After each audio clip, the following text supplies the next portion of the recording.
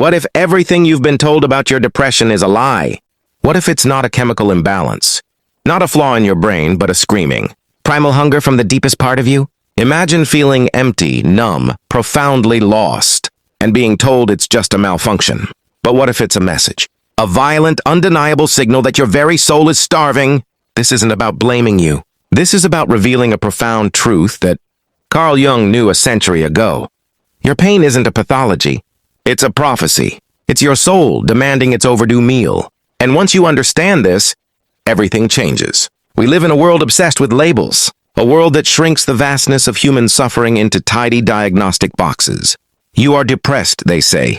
And with that label often comes a prescription, a pathway designed to silence the uncomfortable symptoms. But what if those symptoms aren't the problem itself, but the messenger?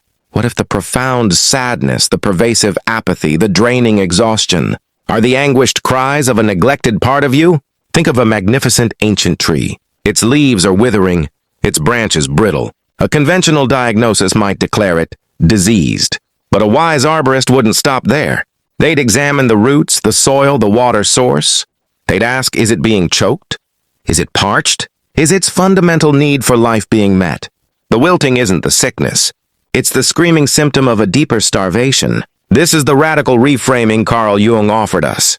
He saw beyond the surface. He understood that our psychic pain isn't always a defect to be corrected, but often a directive to be understood. It's the psyche's urgent, undeniable language speaking in symbols, in moods, in dreams, in suffering. And what it's often trying to tell us is this: your soul is hungry. Jung, the enigmatic Swiss psychiatrist, dedicated his life to mapping the human psyche, the vast, mysterious inner universe. He didn't see the soul as a mere poetic concept. He saw it as a living, breathing, utterly vital entity within us, with its own needs, its own trajectory, its own relentless drive towards wholeness, a process he termed individuation. Imagine your soul as a vast, fertile garden within you. It needs light. It needs water. It needs rich soil. It needs cultivation. If it's neglected, if its essential needs are unmet, it doesn't just cease to exist. It goes into a state of profound psychic famine. This isn't just a fleeting feeling of sadness. It's the existential ache of being utterly disconnected from the wellspring of your own unique life force. Jung understood that these profound states of inner barrenness, what we call depression, are often the soul's desperate plea for attention. It's not a malfunction. It's a message encoded in suffering. A message demanding that you turn inward, that you listen, that you reevaluate your priorities, and that you finally feed what has been starving. The soul, in Jung's view, isn't some ethereal, unreachable spirit. It's the dynamic, living core of your being, yearning for meaning, for expression, for authenticity, for connection to something larger than the ego. When these profound needs are consistently ignored, suppressed or denied, the soul retreats. It withers, and the resulting emptiness manifests as the very symptoms we try so hard to escape. Why does this soul starvation happen? More often than not, it's because the ego, that conscious, logical, striving part of ourselves, has become a tyrant. We live in a world that rewards external achievement, conformity, and superficial success. We are taught to prioritize what looks good over what feels true. We build lives that are impressive on paper but hollow to the touch. We become masterful at wearing masks, at playing roles, at suppressing the inconvenient whispers of our true selves. And the first casualty of this ego-driven existence is often the inner child. That raw, authentic, uninhibited core of who you were before the world taught you to be sensible. Perhaps you were told your emotions were too much. Perhaps your innate creativity was dismissed as frivolous. Perhaps your unique sensitivity was labeled a weakness. Every time these authentic expressions were met with shame or suppression, a piece of your soul, a piece of that vibrant inner child, retreated further into the shadows. It became neglected, malnourished. This constant suppression doesn't just affect our minds, it impacts our very nervous system. When we live in chronic incongruence, presenting oneself to the world while feeling another inside, our nervous system enters a subtle, perpetual state of defense. This manifests as anxiety, chronic fatigue, an inability to relax, or a profound sense of being stuck. Your body, in its ancient wisdom, mirrors the soul's distress. It literally goes into a state of psychic freeze, a deep, energetic hibernation. When the outer world feels too unsafe for your true self to emerge. This isn't laziness. It's a profound physiological response to prolonged soul starvation. If depression is the soul starving, what does it truly hunger for? Often, it hungers for what Jung called the shadow. Not something inherently evil, but simply that which we have disowned, denied, or repressed about ourselves. The parts we deem unacceptable, inconvenient, or too raw for the light of day. These aren't always negative traits. Sometimes our shadow holds our greatest potential, our unexpressed creativity, our buried passions, our potent anger that could fuel healthy boundaries, our deep sadness that holds the key to profound compassion, our wildness, our intuition, our inherent worthiness. When these vital aspects of ourselves are pushed into the dark, they don't disappear.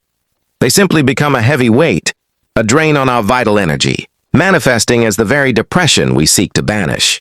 Depression, then, can be seen as the shadow of an unlived life. The yearning for the path not taken, the song unsung, the painting unpainted, the truth unspoken, the relationship unformed.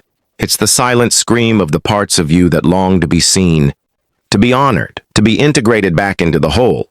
Jung would have urged us to descend into this darkness, not with fear but with courageous curiosity, to see what treasures lay buried there, to embrace the profound paradox that sometimes the deepest healing, the most profound nourishment for the soul, comes not from chasing light, but from bravely entering the shadows.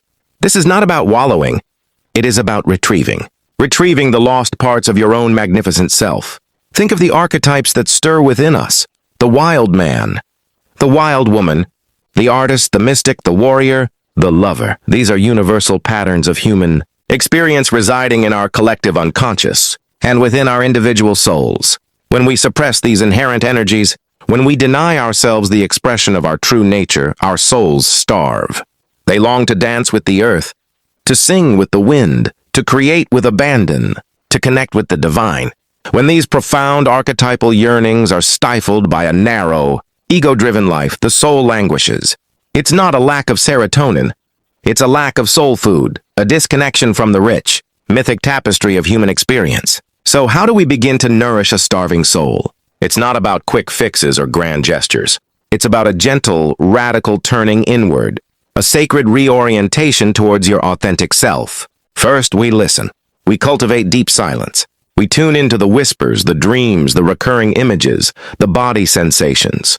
The soul often speaks in symbol and feeling, not in logical prose. Create space for stillness.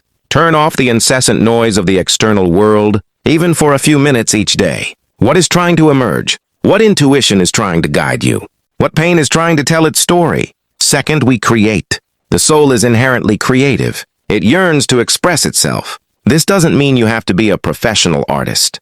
It means allowing yourself any form of creative expression: journaling, drawing, singing, dancing, gardening, cooking, even just arranging your living space in a way that truly feels good to you.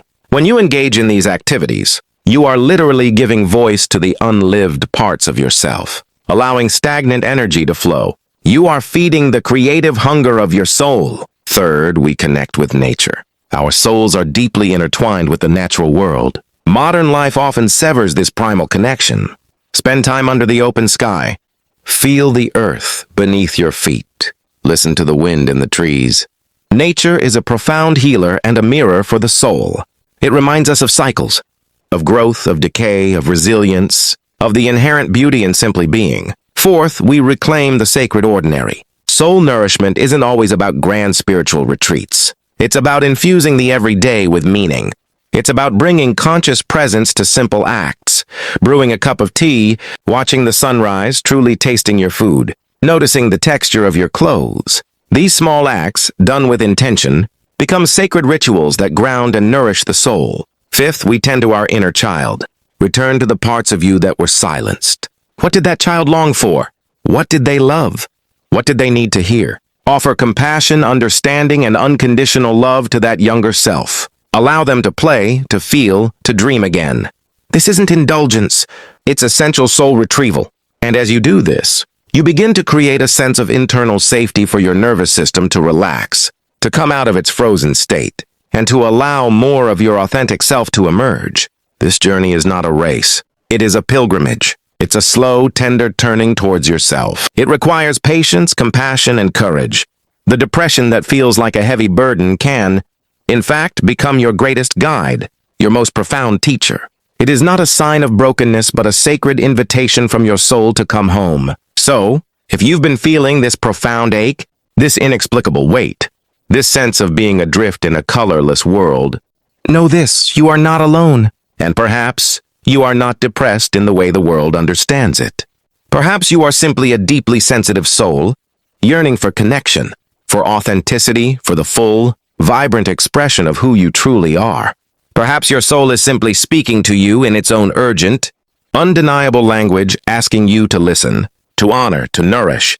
Carl Jung understood that symptoms are often signposts, guiding us towards greater wholeness. Your suffering, if you are willing to listen, can become the very catalyst for your deepest transformation.